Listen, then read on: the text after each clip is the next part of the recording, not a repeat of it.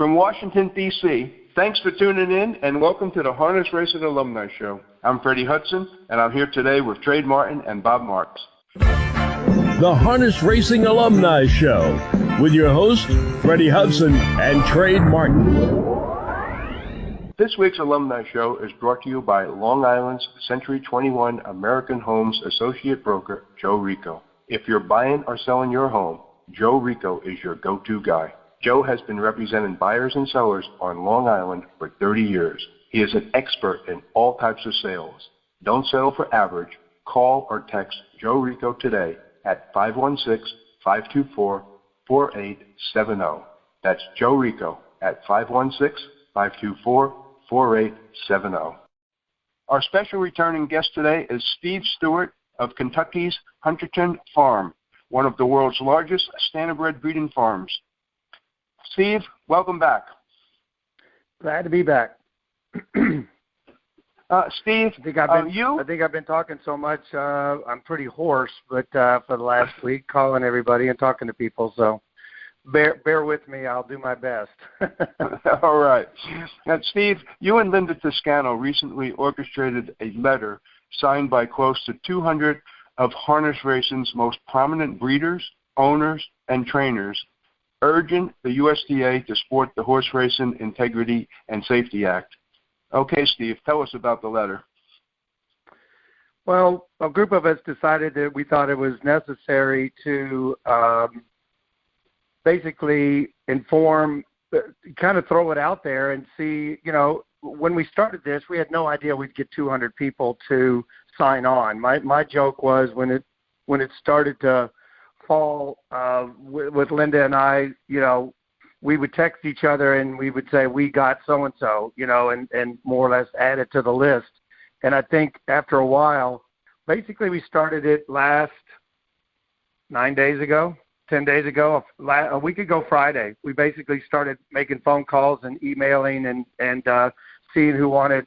We were running it up the flagpole and see who wanted to salute. And I think basically from Jeff Corral all the way down to all of us, we were pretty much amazed at the support we had for it. I think that as the reason why I'm hoarse is because I made the joke that I talked to more trainers and owners in 1 week than I ever have besides the horse sales, which was wonderful. It was very, and many of them were, yes, I'm 100%. And then there was the ones that I would talk to for half an hour, 45 minutes and say, explain. And basically that's what Linda and I did. And I think it was a lot of education. I think a lot of it was people, they weren't misinformed, but they kind of had one side of the story.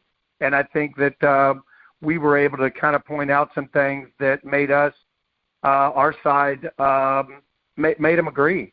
And I would say that basically I've always been a very motivated person or whatever, but I came extremely motivated concerning this situation when my son, who flies for the Air Force, informed Cindy and I at Christmas time that he was going to come back and run Hunterton Farm.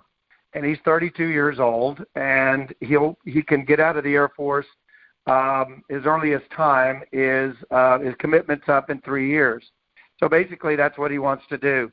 And I became extremely hyper motivated from the standpoint that I want him to have every opportunity that I've had. And the one speech I gave over and over again was the fact that we all of us have benefited greatly for pretty much one reason and one reason only in the last 10 or 15, 20 years is slot machines at the racetracks. That has been the greatest thing that's ever happened to us. Now, a lot of us can argue about, that, it's a handout or whatever. I don't believe it is. I believe that basically we earned the right to have our share of the income because basically these Harrah's and MGM would not be there other than having a racetrack to be able to piggyback with us. So they came into our market, and I think it's our job to protect that income. But as we all know, the other thing that I said was because we have all this money coming in, we are basically all trust fund babies, all of us. We don't have to get up. We don't have to wake up in the morning and go to work if we don't want to, because that money is coming whether we do anything or not. And that is a very scary prospect for the future. We have to realize that all of us know trust fund babies that we grew up with, and most of the time they didn't amount to as much as they could have because of the fact that they didn't have to work very hard. And we don't have to work very hard. Basically, what we have to do is protect what we have. But that's a problematic situation going forward. And the one thing that I kind of preached, and nobody's really talked about it very much, is, and it will piggyback to this bill, is the fact that one of the big reasons why we were able to have these slot machines and casinos at the racetracks is the fact that we piggybacked, or we worked together with the thoroughbreds. When we went to Harrisburg or Trenton or Columbus or Albany or Frankfort, Kentucky, whenever we were with the thoroughbreds, we always benefited because of the fact that we were a united front, that we were able to, when Penn National got their slot machines at their track, the Meadows got theirs. And it's worked out beautifully. And I live in thoroughbred land, and I know what it's like when you go against the thoroughbreds, which happened back in the 80s and 90s and the turn of the century, was the fact that before we had casinos, we had full card simulcasting, and there was a great debate in all these states when, okay, what percentage do the standardbred get and what percentage do the thoroughbreds get? Because obviously their handle is much larger than ours. And every time the Red Mile and John Cashman or whatever would fight Keeneland and Churchill Downs, guess who won? They won. They always won because they had more power, they had more lobbyists, they had more everything. And it was like we were fighting with both hands tied behind our back. And so I've learned over the 40 years that I've had Hunterton Farms, Cindy and I've had it, is when you're with the thoroughbreds, you win. And when you're without the thoroughbreds, a lot of times you're in trouble. And the other example happened a month ago in Kentucky. The state of Kentucky's Supreme Court ruled that these instant racing machines were not parimutuel. So what the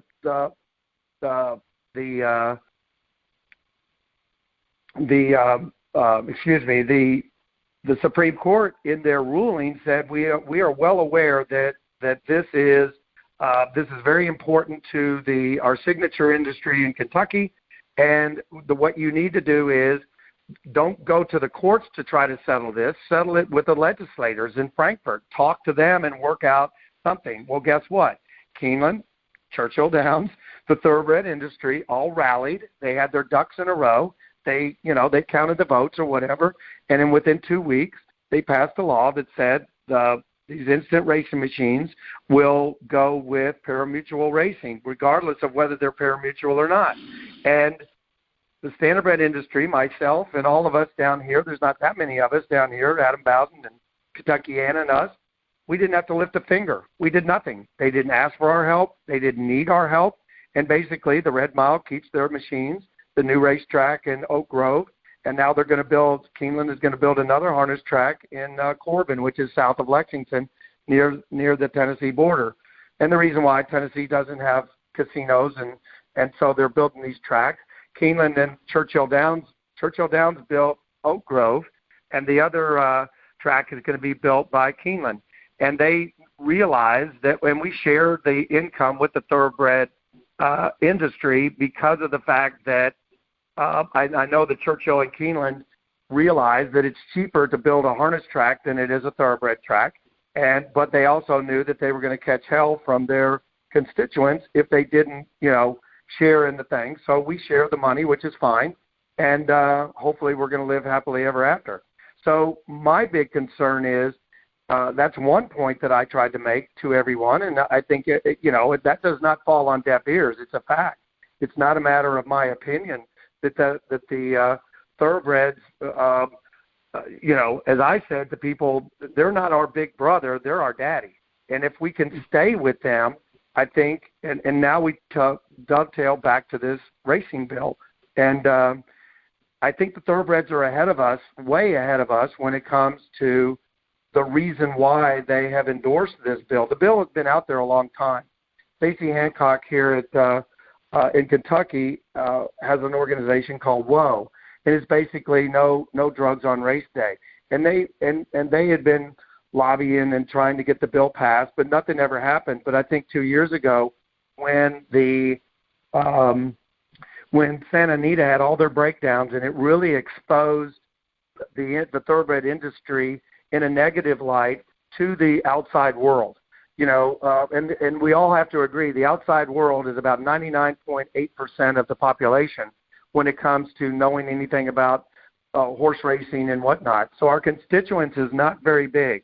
It's a very small group of us or whatever. And when you figure 330 million people in the United States, so I think they get it. They understand that, and so I believe that what they are doing is with this bill for several reasons. But one of the reasons, and that's what I tried to get across in my dissertation of why I think we should sign this bill and get on board with them, is the fact that the great fear I have, and many people is, I don't think it's very far-fetched that the enemy is going to be the animal rights people. And we know they're coming at some point. It may not be this year, it may not be and it probably won't be next year. But at a certain point, they're going to come. And if you look on, it was a week and a half ago where the animal rights people went to Golden Gate Park outside of San Francisco, and they laid down on the track, and they more or less were protesting cruelty to animals, that the racing of horses is cruel to the horses. And we better have our ducks in a row when they start coming to us and coming to the East Coast, and because that will be hard to fight. They were able to get the elephants out of the circus, and they were able to stop the dogs, and I think we're next. And I think the thoroughbreds get it. I don't think that we do as a group. Right. And I think that agreed 100%. Sorry if I ramble on too much. No, agreed 100%. Now, the letter, it was shared in most of the harness racing most of the horse racing media sources, both thoroughbred and standardbred. The USTA did not share it. The USTA did not share it. What do you think of that?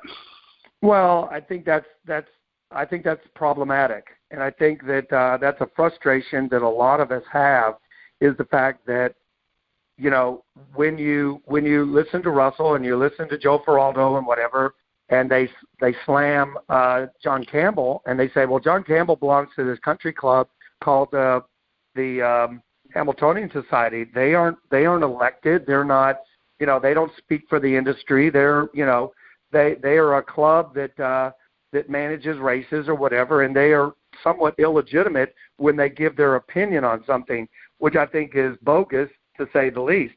So now you have a group of people led by Russell Williams that says, we speak for the industry, but yet they don't voice the opinions of the industry. They more or less, it's a closed shop in a way. When they don't, you either you're open and you accept the fact that there should be a voice of everybody, especially the 180 people that signed the thing, that Standardbred Canada put it on their website. I think it's newsworthy. My joke was the headline should have said, who said that horse people can't agree on something? I mean, when you look at the list, I mean, obviously it's not everybody, and we weren't expecting to – I don't think we were expecting to get nearly the number of people that we did. And we basically did it in 1 week. It wasn't like – and we're still getting people now that are saying, sign me up, sign me up. Dave Hansen today said he wanted to be included and whatnot. I mean, there's lots and lots of people that weren't even contacted. And so I think it's problematic when you don't disseminate information, even if it's negative to your opinion. And I think that's not the way to be. And the other thing that's very problematic is, I guess sometime today on Monday, when we're talking about this, is the USTA directors meeting is taking place, and they're not even allowing, you can't even listen. You can't listen into the Zoom. I understand that nobody should be able to comment or whatever, but at least we could hear what our representatives are saying. I mean, that doesn't happen in Congress. That doesn't happen in the state houses. It's all open. It has to be. There has to be free-flowing information, both sides, and then people can agree. But if you're shutting down it's not a good look. That's for sure. Yeah, Steve, my last question to you, and this is due to time restraints. Sure. Any plans in the event that the USTA continues to ignore this letter? I don't want to get too far ahead of ourselves, but there's been discussion amongst us is which direction we should go if that happens. And I think that the industry, those 180 people, or it's over 200 now, I think we'll have a decision to make. And I think that at some point, and I don't think very far in the distance, because of the fact that they're organizing the bill will not take place. The HISA will not take place to 2022, more than a year from now. So basically, our opinion is we need to be in there talking with them. The letter didn't say that, we go in lockstep with the thoroughbreds and agree to everything. No, we want to, basically all we want to do is sit down, negotiate, work out what we feel is a good way. Mark Guilfoyle here he's the Racing Commission chairman, or the head of the Racing Commission here in Kentucky. He said you have to refer to it as disciplines, and the standardbred industry is different than the thoroughbred industry, and the same as the quarter horses are different. And basically, we have to all agree, and I don't think that the thoroughbreds are naive enough to think that their rules are 100% the same as ours should be. So we have to, basically we all grew up in the sandbox, and our mothers always told us that, you have to get along with your daughter, your sister, or your brother. Sit down. You can't just throw rocks at each other or whatever and then come crying to me. I think we all have to sit down and negotiate and work together and not stick our toes in the ground and say, no, we're not going to do that. And we'll see what happens, but I think it's an opportunity for us to talk about a group of people that's representative of all the trainers, drivers, everybody, because we all know very few of us even know who our director is. Very few of us even know what district we belong to. Very few of us. So, and that's on us. I'm not blaming the USTA, but the USTA has a job. And the last thing I'll finish with is what I find very interesting is the fact that for the last 40 years, anytime, most of the time, when any of us had a good idea and we said, why don't we implement this? We always heard from the USTA, that's not our job. We're a record-keeping company or whatever. That's not in our wheelhouse. And now we've gone from that to spending $400,000 fighting a bill that's already passed. And I just think that if we get on board, it will be a better solution to our problems that we have catching the cheaters. And there's a lot of benefits to the bill. That there's a lot of problematic things. Talking to Nancy Tactor, who was concerned about how are we going to race without Lasix, and I get that. But the problem with that is when you go to the animal rights people and you have to agree that Lasix is a drug on race day, and we're the only country, us and Canada are the only two countries in the world that allow Lasix on race day, that doesn't look very good. Everything is optics. Everything is, what it looks like, and we better be aware of what things look like because the public is much bigger than we are. Yep, I agree, and we need to get a seat on the board to save our sport. And with that, I'm going to close the show. I'm going to close the show out. Steve, thank you. Thank you so much for being on our show. You were great. Thank you for having me. Thank you. This week's Harness Racing Alumni Show is brought to you by Indiana Standardbred. Help is on the way. The son of Chapter 7 is now standing stud at Maple Lane Farm in Indiana. Hurry, there are still some 2021 season bookings available. Help is on the way. For booking your mare or for more information, contact Karen Weaver at 717-252-0721. Help is on the way. Contact Karen Weaver at 717-252-0721. That's a wrap for this week's show. Thanks for listening, and don't forget to tune in next week. The Harness Racing Alumni Show